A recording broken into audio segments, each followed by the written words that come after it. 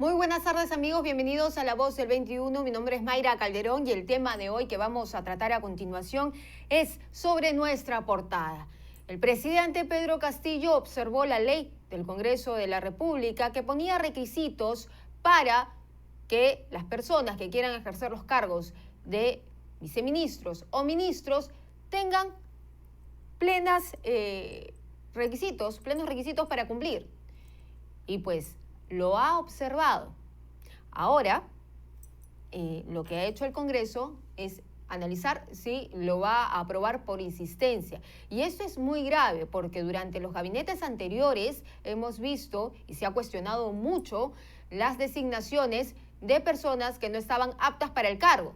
Personas que tenían cuestionamientos por violencia familiar, es decir, denuncias, también tenían procesos de investigación por terrorismo, entre otros. Y este proyecto del Congreso aseguraba, al menos, la idoneidad y la probidad de los viceministros y los ministros. Estamos ya conectados con el director de Evidencia Consultores, Luis Miguel Castilla, que ya se encuentra con nosotros. ¿Cómo está? Bienvenido. ¿Qué tal, Mayra? Gracias por la entrevista.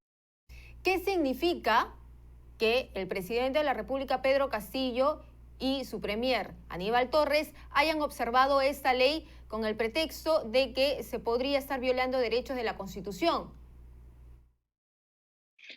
Creo que esto muestra una desconexión del presidente y su premier que se escudan en temas legales para no enfrentar una realidad que es cruda, que es la precarización de la administración pública y los cuestionamientos tan graves sobre los ministros que lo acompañan en la gestión gubernamental.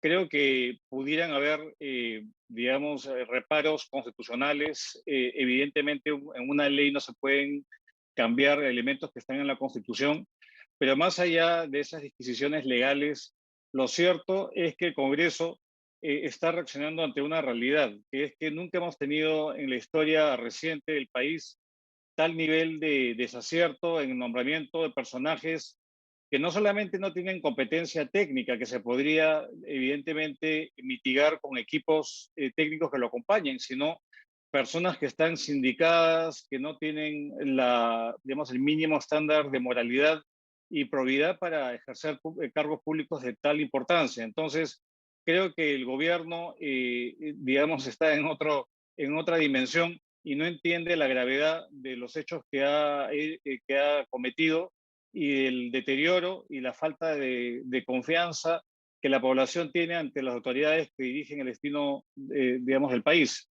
Entonces yo creo que el Congreso haría bien en insistir y que sea el TC el que finalmente dirima la idoneidad y la legalidad de esta ley. Sí, porque se tiene que garantizar sí o sí que las personas que van a ocupar altos cargos públicos tengan por lo menos la experiencia y no tengan antecedentes, por lo menos. Porque lo que hemos visto en los gabinetes anteriores son los cuestionamientos a diferentes ministros. Por ejemplo, Iber Maraví, cuestionado por terrorismo, el propio ex premier Guido Bellido, también está Juan Silva, que tenía el que ya se fue, ¿no? Que tenía una denuncia por violencia familiar, entre otros, y así la lista sigue. Entonces, es importante que se vea que este proyecto de ley pueda poner candado a este tipo de designaciones sin sustento. Ahora, ¿y qué pasa? El Congreso puede igual admitirlo por insistencia, ¿no?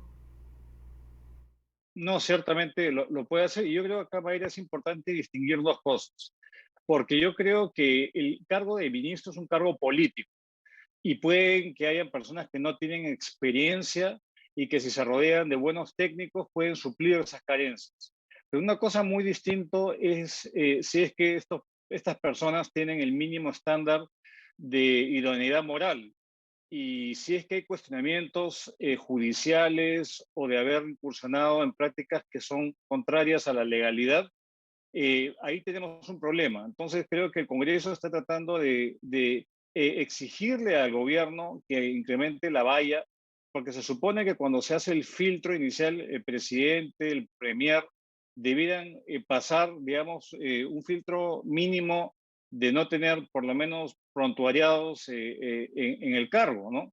Y esto no se ha estado cumpliendo y ha sido la ruta larga a través de interpelaciones, de censuras, que se ha ejercido el control político.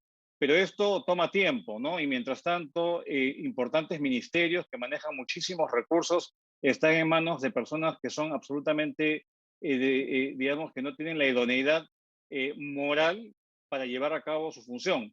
Entonces yo creo que el gobierno insista, al final esto va a acabar en el TC y el TC va a tener que ponderar los temas legales con el manejo de la cosa pública, que también es un precepto constitucional. No se puede entregar el manejo de presupuestos y decisiones de política pública a personas que no tienen un mínimo estándar de probidad en la gestión, Mayra. Y esto, ¿cómo perjudica la gestión pública? El hecho de que se nombre continuamente personas que no tengan capacidad, que no tengan liderazgo, que no tengan la probidad, que no tengan la ética, que tienen cuestionamientos y denuncias por doquier. ¿Cómo afecta a la gestión pública? ¿Cuánto perdemos designando a personas sin experiencia? Mira, yo creo que hay dos dimensiones. Uno es el hecho de que esto finalmente acaba con periodos mucho más cortos, porque finalmente se va a imponer el rol fiscalizador de los medios de comunicación y el Congreso. Entonces, la permanencia de estos sujetos, estos individuos, se hace más corta y eso lo que ocasiona es la inacción en la actividad estatal, ¿no? Todos los que están abajo van a esperar de que salga el ministro de turno y lo que pasa es una parálisis en la toma de decisiones. Entonces, yo creo que ese es un tema que es grave y eso afecta obviamente las inversiones y afecta la prestación de servicios básicos a los ciudadanos, que es el gran clamor nacional. Pero por otro lado, evidentemente esto también provoca una salida de talento. Personas que están trabajando, funcionarios públicos de carrera, que tienen, digamos, credenciales, obviamente no se quieren, digamos, que salpicar de estar trabajando ante una autoridad, un ministro, que tenga estos serie de cuestionamientos. Y un tercer elemento es que reclutar a cuadros adicionales va a ser muy complicado. ¿Quién va a querer entrar a trabajar al Estado si es que efectivamente hay una persona cuestionada por temas de vinculación al terrorismo o con procesos judiciales en curso? Entonces yo creo que ese es un tema de una señal muy adversa que muestra claramente el desprecio que el gobierno tiene hacia el funcionamiento adecuado del Estado. Y obviamente eso depende de los funcionarios que trabajan ahí y la calidad de los liderazgos que encontramos. Esto es un retroceso en todo sentido.